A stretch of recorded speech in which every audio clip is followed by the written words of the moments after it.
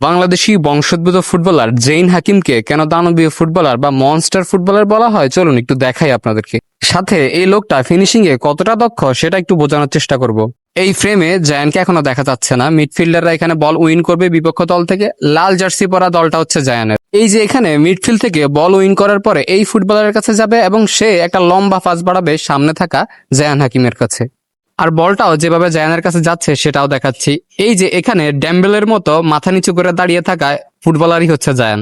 এখানে এভাবে নজরদারি করে অ্যালার্ট হয়ে দাঁড়িয়ে থাকার মূল কারণ হচ্ছে তিনি যাতে অফসাইড ট্র্যাকে না পড়েন, এবং সেটাই হয়েছে। তিনি কিন্তু আনমার্ক অবস্থায় এখানে অনসাইডে আছেন। অনসাইডের ব্যাপারটা পরের ফ্রেম দেখালে ক্লিয়ার হয়ে যাবেন। এই যে এবার মেইন টপিকে আসি, জায়ান যে কতটা শক্তিশালী এবং ফিজিক্যালি স্ট্রং এখানেই সেটার প্রমাণ হবে। এই যে এই ফুটবলার জায়ানকে শোল্ডার চ্যালেঞ্জ করতে চাইবেন।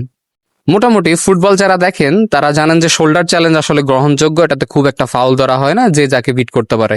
ডিফেন্ডার স্ট্রাইকারদের মধ্যে এটা প্রায় হয়ে থাকে, এবং আক্রমণভাগের ফুটবলারদেরকে প্র্যাকটিসের মধ্যেও শোল্ডার চ্যালেঞ্জ শেখানো হয়, প্র্যাকটিস করানো হয়। তো এই ডিফেন্ডার এখানে জেইনকে শোল্ডার চ্যালেঞ্জ করবেন, এবং দেখুন কি হয় সেটা। জেইনকে শোল্ডার চ্যালেঞ্জ করতে গিয়ে এই ফুটবলার 10 হাত, মিনিমাম 10 হাত ছিটকে পড়েছেন। আমি আসলে এই ফ্রেমটা অনেকবার দেখেছি এবং যতবারই দেখেছি ততবারই হেসেছি, ভিডিও বানানোর সময়ও হেসেছি। কারণ নর্মালি এভাবে খুব কম হয়। তিনি ব্যাঙের মতো ছিটকে পড়েছেন রীতিমতো। ধরনের হাইট, এ ধরনের ফিজিক্যাল স্ট্রেংথ ও ফিজিক্যাল ফিটনেসই স্ট্রাইকার খুব রেয়ার। এখানেই শেষ নয়, এই বলটা তিনি যেভাবে ফিনিশ করবেন আপনি রীতিমতো অবাক হতে বাধ্য। দ্রুত গতিতে ডিবক্সের মধ্যে ঢুকে পড়া, ড্রিবল করে 1 ভার্সেস 1-এ উইন, এরপরে পাওয়ারফুল শট, গোল। স্ট্রাইকার হিসাবে একটা কমপ্লিট প্যাকেজ বলা যায় জেইন হাকিমকে। এখন অনেকেই বলতে পারেন তিনি অনেক নিচু টায়ারে খেলে, তাহলে এত ভালো স্ট্রাইকার কিভাবে হলো, অনেক কথাবার্তা বলতে পারেন। কিন্তু আমি যেটা বলতে চাই, লোকটার physical fitness, physical strength, height, passing skill, dribbling skill, finishing skill সবকিছু দেখুন, এরপরে বিবেচনা করুন।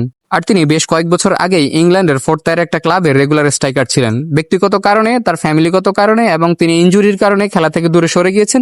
এরপর আবার খেলাটাকে নতুন করে শুরু করেছেন, তাই তিনি গেম টাইমের জন্য এত নিচের টায়ারে নেমে এসেছেন, এবং তিনি এট এ টাইম একটা একাডেমির কোচও তিনি এখন। যারা তার নাম শুনলেই নাক ছিটকাচ্ছে তাদেরকে এই ভিডিওটা বারবার দেখিয়ে দিবেন।